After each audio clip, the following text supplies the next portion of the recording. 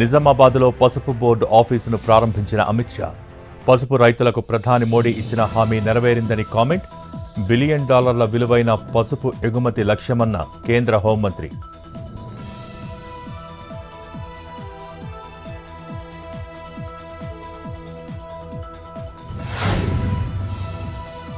నిజామాబాద్లో పసుపు బోర్డు ప్రారంభించడంపై కిషన్ రెడ్డి హర్షం. అనేక సంవత్సరాల పోరాటం సాకారమైందన్న కేంద్ర మంత్రి. మోడీ సర్కార్ రైతు పక్షపాత ప్రభుత్వమని వ్యాఖ్య. రైతుల సంక్షేమమే ప్రభుత్వ లక్ష్యమన్న మంత్రి తుమ్మల. తొలి ఏడాదే 1,00,000 కోట్లకు పైగా వెచ్చించామని వెల్లడి.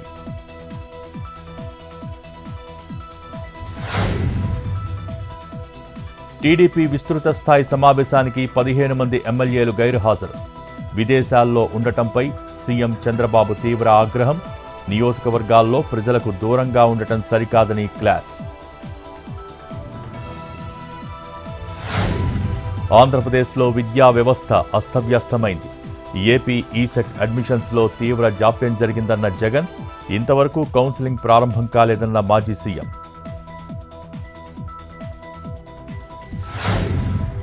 కొండా మురళికి వ్యతిరేకంగా బసవరాజు సారయ్య లేఖ. అవకాశాన్ని బట్టి పార్టీలు మారటం ఆయనకు అలవాటని వెల్లడి. కొండా మురళి తీరు పార్టీకి నష్టం చేసేలా ఉందని కామెంట్.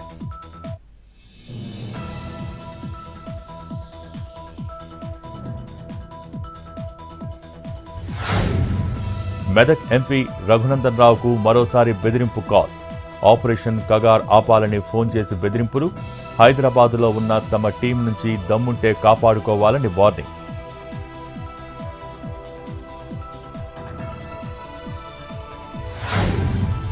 ఏపీ బీజేపీ అధ్యక్ష ఎన్నికకు నోటిఫికేషన్ విడుదల. అభ్యర్థులకు నామినేషన్ పత్రాలు ఇవ్వనున్న పాకా సత్యనారాయణ. రేపు ఉదయం 11 నుంచి మధ్యాహ్నం 1 గంట వరకు నామినేషన్ల స్వీకరణ. ఎల్లుండి ఏపీ బీజేపీ అధ్యక్ష ఎన్నిక.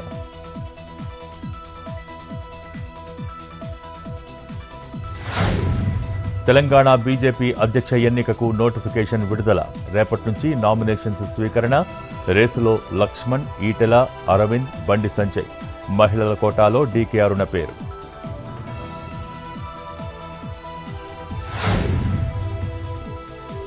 మంత్రి రాజనరసింహతో చర్చలు జరిపిన జూనియర్ డాక్టర్లు. రేపటి సమ్మె ప్రకటన వెనక్కి తీసుకుంటున్నామని వెల్లడి. సోమవారం నుంచి యథావిధిగా డ్యూటీలకు వెళ్తామని ప్రకటన. స్టైఫండ్ పెంచిన ప్రభుత్వానికి ధన్యవాదాలు తెలిపిన జూడాల్.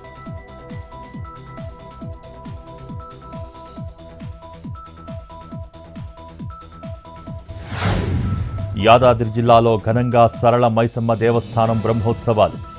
అమ్మవారికి ప్రత్యేక పూజలు చేసిన ఎమ్మెల్యే కోమటిరెడ్డి రాజగోపాల్ రెడ్డి దంపతులు.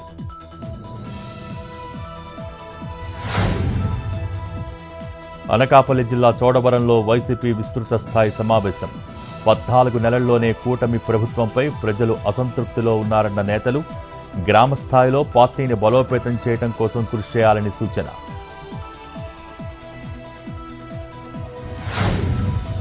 కాంగ్రెస్ పార్టీ నుంచి రావి శ్రీనివాస్ 6 ఏళ్లు సస్పెండ్. మంత్రి సీతక్కపై ఆరోపణలు చేసినందుకు క్రమశిక్షణా చర్యలు. టీపీసీసీ క్రమశిక్షణా కమిటీ సమావేశంలో ఏకగ్రీవ నిర్ణయం.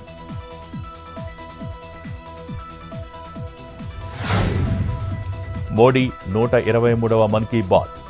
ట్రకోమా రహిత దేశంగా భారత్ను ప్రపంచ ఆరోగ్య సంస్థ ప్రకటించిందన్న ప్రధాని. మిల్లెట్ బిస్కెట్లు తయారు చేస్తున్న భద్రాచలం మహిళల్ని అభినందించిన మోడీ. పల్నాడు జిల్లాలో బౌద్ధ క్షేత్రాలకు విదేశాల్లో అత్యంత ప్రాధాన్యత ఉందని వ్యాఖ్యలు.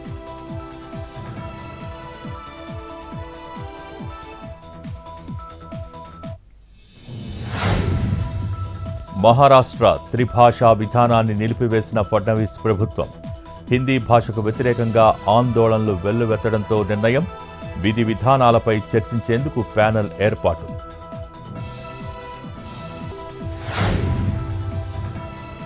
వరుస దొంగతనాలతో హడలిపోతున్న ప్రయాణికులు. రైల్వే సిగ్నల్స్ను ట్యాంపరింగ్ చేసి మరీ దోపిడీకి పాల్పడుతున్న ముఠాలు. వారం రోజుల వ్యవధిలోనే తెలుగు రాష్ట్రాల్లో 4 చోట్ల ఘటనలు. యూపీ, మహారాష్ట్ర, బీహార్ ముఠాల పనే అంటున్న రైల్వే పోలీసులు.